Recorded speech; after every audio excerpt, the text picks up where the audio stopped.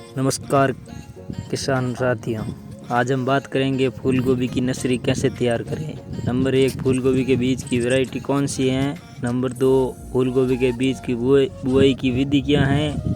Number 3, खाद नियंत्रण कैसे करें। नंबर 4, सिंचाई कब कब करें। चलते हैं इन सब बातों के लिए। आज सामने जो दिखाई दे रहा है ये बीज है सिजेंटा कंपनी का कीमिया वैरायटी। हम एक कैरी में एक पूड़ी छांटते हैं जो 10 ग्राम की होती है।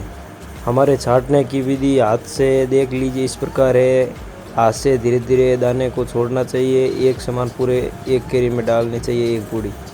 जो देख लीजिए इतनी दूरी पर हमने ये बीज डाला है। उसके बाद हम कैरी में ये खिरोली देते हैं जो लोहे की बनी होती हैं।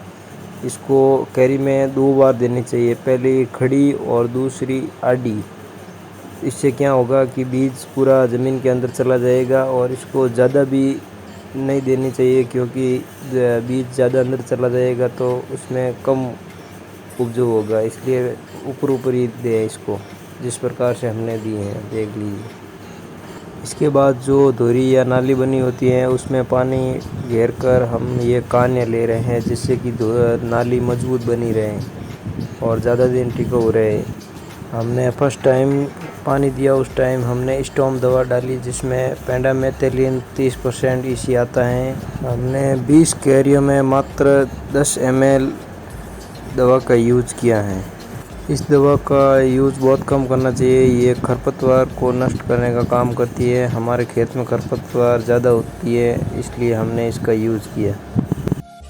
कैरियों को पानी देने का काम कर रहे हैं और पहली बार कैरियों को ज़्यादा पानी नहीं देना चाहिए। जब पूरी कैरी में पानी आ जाए तो उस पर ही कैरी में दूसरी कैरी में पानी घेर देना चाहिए। गोभी का बीज दूसरे दिन से ही ज़मीन से बाहर निकलना शुरू हो गया।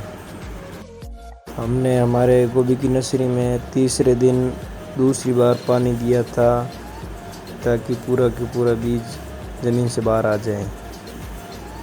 अभी हमारे गोभी को 5 दिन भी नहीं हुए थे कि बारिश आ गई थी। देख लीजिए बारिश में हमने इस प्रकार से हमारे गोभी की नर्सरी से पानी को बाहर निकाला है। ये पाले दिख रही हैं, यहाँ से बाहर निकाला था। ये 7वें दिन का गोभी का नर्सरी का वीडियो है जिसमें हमारा सारा का सारा बीज अंकुरित हो गया। और अब हमारे 10वें दिन हमने वापस हमारे गोभी के नर्सरी को पानी दिया और ये देख लीजिए हम इस प्रकार से पानी देते हैं। और हम जब पूरी नर्सरी को पानी पिला के फ्री हो जाते हैं तो हमारी नर्सरी में इतना सा पानी बचता है, बाकी सब ज़मीन सोख लेती है। इतना हल्का हम पानी देने की कोशिश करते हैं। हम जब कैरियों को पानी देते हैं तो इस प्रकार कैरी सूखती है, उसके बाद पानी देने का काम करते हैं। हमारे गोभी में फंगिसाइड बढ़ गया इसलिए हमने फंगिसाइड के लिए ये सांप का दवा दी है जो हमने इस्तेमाल किए हैं इस प्रकार से। 20 के एरिया में 50 से 60 ग्राम सांप डाला है हमने।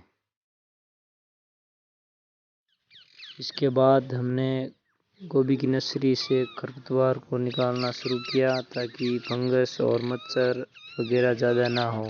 इसलिए जब बारिश का मौसम होता है तो फफूंद और फंगिसाइड का खतरा रहता है नर्सरी को, इसलिए हमने इसके लिए रेडोमिल गोल्ड का इस्तेमाल किया है जिससे हमारे खेत में फफूंद ना हो और मच्छर भी ना हो। हमारी नर्सरी तैयार हो गई है। अब हम खेत तैयार करके इसको प्लांटेशन कर देंगे, दूसरी जगह पे शिफ्ट कर देंगे। इस प्रकार से खेत से उखाड़ कर दूसरी जगह ट्रांसफ़र कर देंगे।